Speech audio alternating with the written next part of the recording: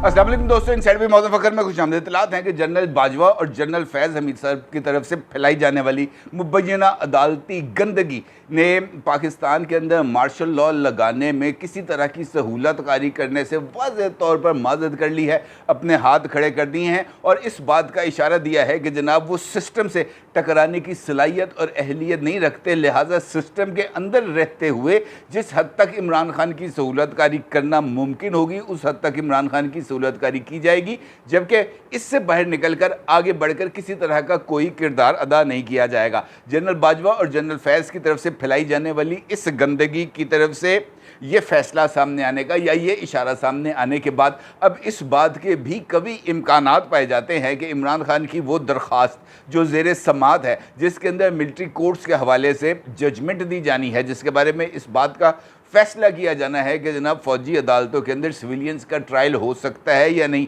और हो सकता है तो किन टर्म्स एंड कंडीशंस पर और किस हद तक किन किन जराइम के तहत सिविलियंस का ट्रायल किया जा सकता है। अब इस बात का कुछ इम्कान पैदा हो गया है कि जनाब ये जो सारी की सारी जो अदालती एक ट्रॉयका है उसने इस बात का इशारा दिया है पाकिस्तान की मौजूदा जो क़यादत है उसको कि जनाब हम आपके साथ नहीं टकराएंगे, और ये जो मिलिट्री कोर्ट्स के हवाले से भी जो जिस तरह की जो चीज़ है वहाँ पर कोई ऐसा रास्ता इख्तियार किया जाएगा कि मिलिट्री कोर्ट्स के अंदर इस्टेब्लिशमेंट को जो जो चीज़ों की ज़रूरत है उसके अंदर किसी कोई रुकावट ना पैदा की जाए, जिसके बाद प्लान बी उसके ऊपर ना सिर्फ अमल दरामद का आगाज़ हुआ है बल्कि उसके अंदर भी एक नई पेशरफ्त सामने आई है। और आज इसी पेशरफ्त पर अमल दरामद करते हुए इमरान खान साहब की तरफ से इस्लामाबाद हाई कोर्ट के अंदर एक बाज़ाब्ता तौर पर दरख्वास्त दायर की गई है, और इस दरख्वास्त के अंदर chief justice Islamabad high court mister justice Aamir Farooq साहब पर अदम एतमाद का इजहार किया गया है। और ये अनप्रेसिडेंटेड है, अदालतों के अंदर समाअत के दौरान जज साहब के कॉन्डक्ट के ऊपर आवाज़ उठाई जा सकती थी। लोग कहते थे जनाब मैं तुहाडे एतबार नहीं, तुसी मेरा केस ना सुनो, लेकिन मेरी नज़र के अंदर कम से कम ये पहली मरतबा मेरी नज़र से इस तरह की दरख्वास्त गुजरी है जिसमें बाज़ाब्ता तौर पर दरख्वास्त दायर की जाए, हाई कोर्ट के अंदर रजिस्ट्री ब्रांच के अंदर दरख्वास्त को दायर किया जाए और उस दरख्वास्त के अंदर इस बात की इस्तदा की जाए कि chief justice Islamabad high court मेरे ख़िलाफ़ मुकदमात की समाअत नहीं कर सकते, और ख़ास तौर पर वो मुकदमा जो उन्होंने कल सुनना है उसकी समाअत नहीं कर सकते, और वो मुकदमा जो उन्होंने कल सुनना है वो उस मुकदमे की ही कॉन्टीन्यूटी है जो उनके हुक्म के ऊपर समाअत के लिए जज ज़फ़र इकबाल के पास भेजा गया था, यानी तोशा खाना। अब तोशा खाना केस के ऊपर यही जस्टिस आमिर फ़ारूक साहब इमरान खान को कम अज़ कम 18 मरतबा, कम व बेश 18 मरतबा अदालती रिलीफ़ भी प्रोवाइड कर चुके हैं। तोशा खाना केस के अंदर इमरान खान साहब को बारहा रिलीफ दे चुके हैं। तोशा खाना केस के अंदर इमरान खान साहब के वारंट गिरफ्तारी को मुअत्तल कर चुके हैं। इमरान खान की कबल ज़मानत जो है गिरफ्तारी उसको एक्सेप्ट कर चुके हैं मोर देन वंस। लेकिन सिर्फ एक मामला था जिसकी वजह से इमरान खान साहब की तरफ से इस बात का इज़हार किया गया कि जनाब आमिर फ़ारूक साहब जो है वो मेरे लिए बाइस रखते हैं, और वो मामला सिर्फ ये था कि जस्टिस आमिर फ़ारूक साहब ने इमरान खान की 9 मई को होने वाली गिरफ़्तारी पर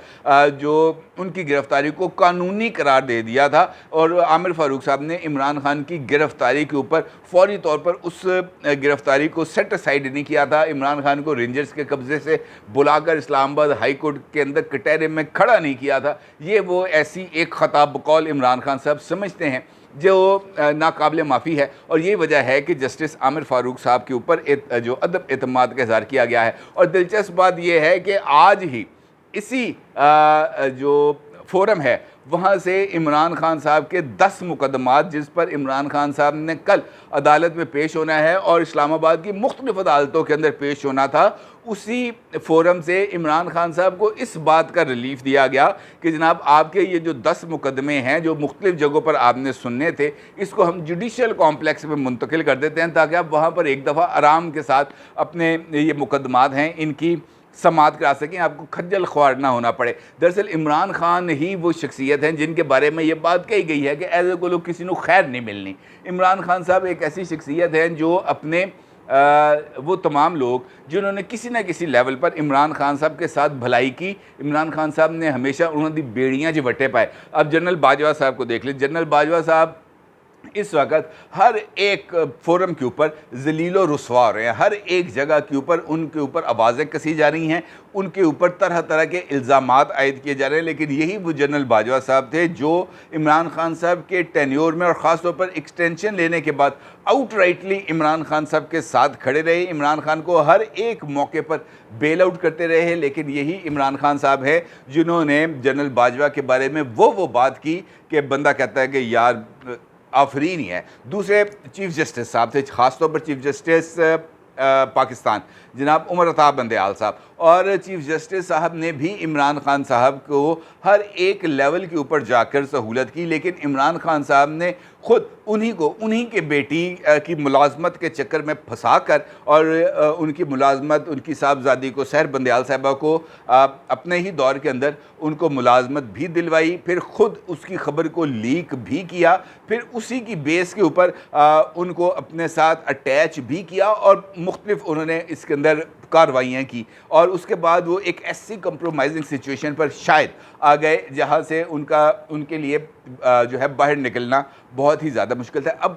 مجبوری یہ بن گئی ہے کہ ہمارا یہ جو خاص طور پر جوڈیشل سٹرکچر ہے وہاں پر جو پولیٹیکل انفلوئنس ہے وہ بہت زیادہ آ گیا ہے, اور اس پولیٹیکل انفلوئنس کے اوپر عمران خان صاحب بہت زیادہ بیس کر رہے ہیں. مثال ہے آپ کے پاس chief justice Lahore high court کی, جن کے داماد جو ہیں علی افضل صاحب صاحب, وہ عمران خان صاحب کی جماعت کے ٹکٹ ہولڈر بھی تھے, عمران خان صاحب کے وزیر بھی تھے, اور ان کے جو سسر صاحب تھے وہ عدالت میں بیٹھ کر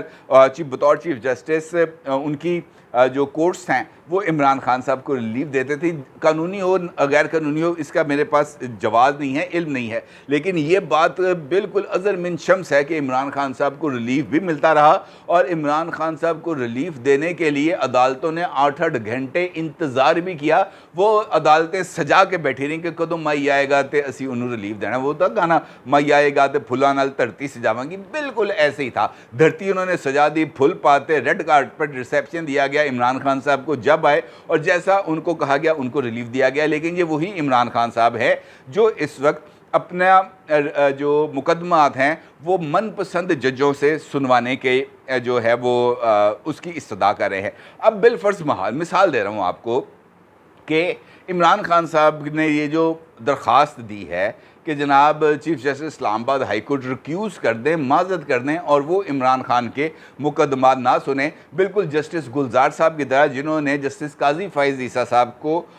ایک باضابطہ عدالتی فیصلے کے ذریعے روک دیا تھا کہ وہ عمران خان صاحب کے مقدمات کی سماعت نہیں کریں گے. اب اگر عامر فاروق صاحب ریکیوز کر جاتے ہیں اور عمران خان صاحب کے کہنے کے اوپر وہ عدالت سے ہٹ جاتے ہیں, تو پھر آپ مجھے اس بات کا جواب دیں کہ کل کو سپریم کورٹ کے اندر جہاں جہاں پر عمران خان صاحب کی درخواستیں جائیں گی اور وہاں پر وہ 3 جج یا 5 جج بیٹھے ہوں گے اور وہاں پر لوگ جا کر اعتراض کر رہے ہوں گے, تب عمران خان کہیں گے کہ یار یہ جج بڑا زبردست ہے, یہ مجھے انصاف دیتا ہے, یہ ان کے اوپر تنقید کیوں کر رہے ہیں, ان کو ہٹانے کی کوشش کیوں کر رہے ہیں. لیکن دوسری طرف بھی اس وقت بھی بہت سارے لوگ میرے سمیت یہ کہتے ہیں کہ جسٹس عامر فاروق صاحب بڑے اچھے جج ہیں, لیکن عمران خان صاحب کو وہ ایک آنکھ نہیں بھاتے. انفیکٹ انصاف کا یہ جو پیمانہ آ گیا ہے کہ جو مجھے انصاف دے گا, جو مجھے ریلیف دے گا وہ بہترین جج ہے, جو مجھے ریلیف نہیں دے گا وہ فلاں پارٹی کا جج ہے. اور اس کے اوپر پولیٹیکل انفلوئنس اور اسٹیبلشمنٹ کے رول جس کا ذکر جسٹس شوکت صدیقی صاحب نے کیا ہے بطور سینئر موسٹ جج اسلام آباد ہائی کورٹ, خود اسلام آباد ہائی کورٹ کی پریمیسز میں موجود ہو کر, یہ تمام چیزیں اس بات کی طرف اشارہ کر رہی ہیں کہ پاکستان کے عدالتی سسٹم کے اندر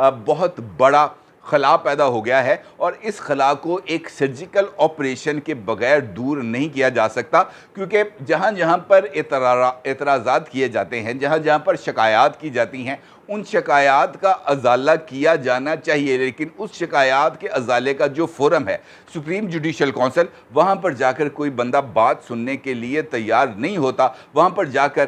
جو سائلان ہے ان کی داد رسی نہیں ہوگی تو پھر یہ والا کڑمس تو مچے گا, اور جیسے جیسے یہ کڑمس مچے گا تو جو عدالتی نظام ہے اس کی ساکھ کے اوپر یقینی طور پر سوالات بھی پیدا ہوں گے. اب اگر عمران خان صاحب کی اس درخواست کے اوپر عمل درآمد بھی ہو جاتا ہے، اور اس کے جواب کے اندر جو فریق مخالف ہے وہ عمران خان صاحب کے پسندیدہ ججوں کے اوپر اعتراضات لگانا شروع کر دیتے ہیں۔ تو پھر مجھے یہ بتائیں کہ کون عدالتی نظام کی بات کرے گا اور کون عدالتی انصاف کی بات کرے گا؟ اس کا مطلب یہ ہے کہ پورے کا پورا نظام انصاف کے اوپر نہ صرف سوالات پیدا ہو جائیں گے، بلکہ اس نظام انصاف کو دوبارہ اپنے پیروں پر کھڑا کرنے کے لیے اس کی بنیادوں کو ختم کرنا پڑے گا۔ وہ کہتے ہیں نا، ہر نئی تعمیر کو چاہیے تخریب تمام۔ تو یہاں پر اس عدالتی نظام کو اگر آپ نے پائیدار بنیادوں پر استوار کرنا ہے تو اس کے لیے ضروری ہے کہ یہ تمام کے تمام عدالتی ڈھانچے کو ایک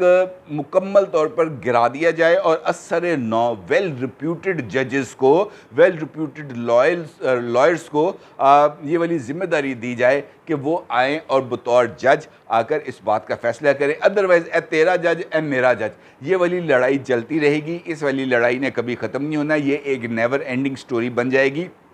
اور توشہ خانہ ایک ایسا معاملہ ہے جہاں پر عمران خان صاحب کی جان بچنا بہت ہی زیادہ مشکل ہے۔ سعودی شہزادے کی طرف سے دی جانے والی گھڑی، سعودی شہزادے کی طرف سے دیے جانے والے تحائف، وہ نیکلیسز، وہ ہیرے کی انگوٹھیاں، وہ سونے کی بنی ہوئی کلاشن کوف، وہ سونے کی گولیاں، وہ آئی فون، وہ رولیکس گھڑیاں، وہ عود، وہ اس طرح کے کارپیٹس، وہ کھجوریں، وہ زیتون کے تیل، وہ کدھر گئے؟ وہ کہنے کا مطلب یہ ہے کہ ہر ایک چیز جو آئی وہ عمران خان صاحب نے اپنے پروٹوکول آفیسر کے ذریعے خود اس کا اندراج کرایا، اور اب اسی کے حوالے سے سوالات کا جواب دینے سے قاصر ہے۔ اور خاص طور پر جب یہ بات سامنے آتی ہے تو پھر بشرا بی بی کی بنی گالہ کے اس ملازم انعام کے ساتھ کی جانے والی ٹیلی فونک کانورسیشن جو لیک ہوئی تھی اس کا ذکر بھی سامنے آتا ہے، جہاں پر بشرا بی بی انعام کو یہ کہہ رہی تھی کہ یہ تم جو تحفے آ رہے ہیں یہ تحفے تم نوٹ کیوں کر رہے ہو؟ گھر میں آنے والی چیزوں کو کوئی نوٹ کرتا ہے؟ گھر سے جانے والی چیزوں کو نوٹ کیا جاتا ہے، یعنی آنٹ دیو جانے کا پتہ نہ چلے کہ جناب کون کون سی چیز آئی ہے، یہ ریکارڈ میں نہ آئے۔ اور وہیں پر اس وقت جو بشرا بی بی تھیں وہ عمران خان صاحب کے پروٹوکول آفیسر کا بھی ذکر کری تھی کہ وہ نہیں روک رہا، ملٹری سیکٹری نہیں روک رہا عمران خان کا، تو تم کیوں روک رہے ہو؟ اس کا مطلب یہ ہے کہ بہت ساری جگہوں پر بہت سارے ایسے فلاز ہیں، عمران خان صاحب کے اپنے کریکٹر کے اندر بھی ایسے فلاز ہیں جو دور نہیں ہو پا رہے، اور خود عمران خان صاحب ان چیزوں سے ہٹنے کے لیے تیار نہیں۔ اور اب وہ ایک ایسی پولیٹیکل تنہائی میں بھی جا چکے ہیں بدقسمتی سے جہاں سے ان کا باہر نکلنے کا کوئی امکان نہیں۔ آپ کو یاد ہوگا پچھلی ویڈیو کے اندر میں نے عمران خان صاحب کی پرچم لہراؤ مہم کا ذکر کیا تھا، اور میں نے آپ کو بتایا تھا کہ عمران خان صاحب کی طرف سے گزشتہ 3 دن سے سوشل میڈیا کے اوپر ہی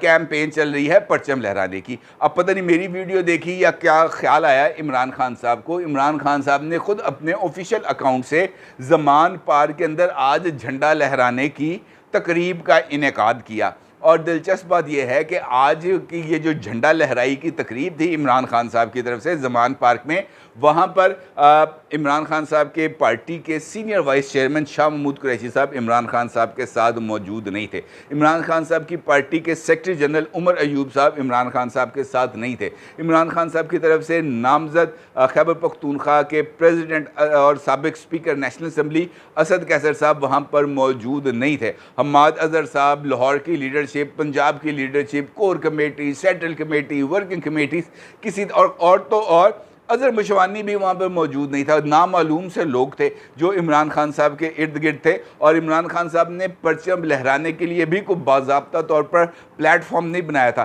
عمران خان صاحب کی کسی گاڑی کا ٹائر وہاں پر نیچے زمین پر رکھا گیا، اس ٹائر کے اندر جو سوراخ تھا اس کے اندر ڈنڈا لگایا گیا، اور عمران خان صاحب نے آ کر جھنڈا لہرایا، اور وہ لہراتے لہراتے وہ دھاگا، وہ رسی بھی کسی جگہ پر پھنس گئی، اور عمران خان صاحب اس کو کھینچتے رہے،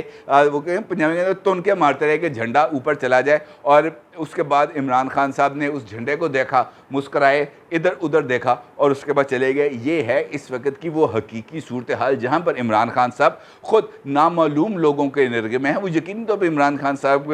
کے جاننے والے بھی ہوں گے، عمران خان صاحب کے پارٹی ورکر ہوں گے، لیکن وہ عام آدمی کے لیے کسی بھی طریقے سے قابل شناخت نہیں ہے۔ اور عمران خان صاحب چونکہ ایک نون پولیٹیکل لیڈر ہیں، اور وہ اپنے ساتھ ہمیشہ نون پولیٹیکل فیسز کو اپنے ارد گرد رکھتے تھے، وہ اس بات کی طرف اشارہ دے رہا ہے ان نامعلوم چہروں کے ساتھ کہ اب عمران خان صاحب کی جو سیاست ہے محدود ہو گئی ہے. عمران خان صاحب کے ساتھ جو لوگ تھے وہ چلے گئے ہیں اور عمران خان صاحب کے پاس اب وہ رہ گئے ہیں یا یہ نامعلوم رہ گئے ہیں جو شاید عمران خان صاحب کا وہ جو خبت عظمت ہے وہ ان کی وہ جو ایک سائیکوپیتھک قسم کی چیز ہے اسی کے ریمیڈی کے لیے وہاں پر موجود ہیں. ادروائز جو کھیل ہے وہ ختم ہو گیا ہے اور خاص طور پر جوڈیشری کے اندر تقسیم کا جو عمران خان صاحب نے ایک وار کیا ہے وہ بھی اسی سمت میں اشارہ کر رہا ہے کہ یہ تقسیم در تقسیم عمران خان صاحب کی جو سیاست ہے وہ آگے بڑھتی بھی چلی جا رہی ہے اور اداروں کے اندر بھی اسی طرح کی تقسیم کو واضح کر رہی ہے. اور دیکھنا یہ ہے کہ اس کے بارے میں اسلام آباد ہائی کورٹ اب کل کون سا فیصلہ کرتا ہے. اپنی رائے کو ضرور اظہار کیجیے گا. آپ کا بہت شکریہ. اللہ حافظ.